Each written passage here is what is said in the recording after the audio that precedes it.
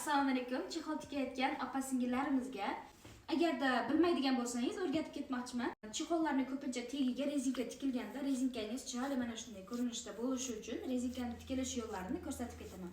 Masalan, hozir biz stulga chexol tikdik. Endi bu stulni etagiga rezinka tikishimiz uchun biz materialni o'ng tomonini qo'yib olamiz. Etak tomoni, mana uzun tomoni, etak tomoni. Yaqinroq kelib ko'rsating.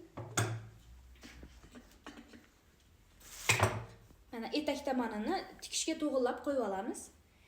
Endi rezinka примерно 2 yoki 3 sm bo'lishi kerak. Shunda bizlarda etagimiz zo'r qayrilib, chiroyli chiqib beradi. Endi qarang, mana etak tomonini tagiga biz rezinkani qo'yamiz, tengma-teng qo'yamiz material bilan. Rostdan ham etagini men постоянно har tomonini overlock qilib chiqqanimdan keyin men rezinka tikishni boshlayman. Etagiga prosta ichiga qayrilib ketadi-yu deb overlock qilmasdan o'tkazib yuboradigan bo'lsangiz, 1-2 yuvilgandan keyin materialingiz tortishib qolishi mumkin. Bu chunki pardani materiali bo'lganligi uchun cho'ziluvchan bo'lganligi sababidan boyagi 1-2 yuvganingizdan keyin tortishib qoladi. Shuning uchun har doim overlock bilan etagini qayirganingizni tavsiya qilaman. Ketdik. Overlock qilingan etakka tagiga rezinka qo'ydik. Rezinkani endi tortamiz. Rezinkani tortib ustidan materialni bo'sh qo'yamizda tikishni boshlaymiz. Yaqinroq ko'rsating-da. Qarang, rezinkani tortib, rezinka bilan materialni tengma-teng qo'yamiz.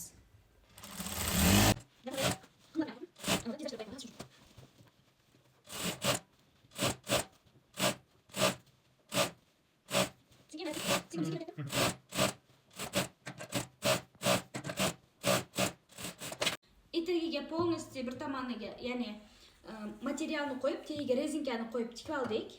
Endi buni qirqib, ortiqchasini qirqib tashlaymiz. Endi bunaqasiga tikamiz. Ko'rdingiz-ya? Boya bizlar bunaqasiga materialni tagiga rezinka qo'yib tikib oldik. Endi buni o'ng tomonini o'giramiz bunaqasi. Etak qayirganga o'xshab qayirib, yana xuddi shunday tortib tikib chiqamiz. Aytgancha, rezinkani ikkinchi tomoniga o'girib tikayotgan paytimizda materialni o'zingiz tomonga ham tortasiz, orqasidan ham tortib tikasiz. Shunda tengma-teng chiroyli bo'lib chiqadi. Mana etagimizga rezinka tikib oldik. Rezinkamiz mana shunaqa chiroyli ko'rinishda chiqadi. Agar sizlarga foydali bo'lgan bo'lsa, videomiz juda ham xursandman.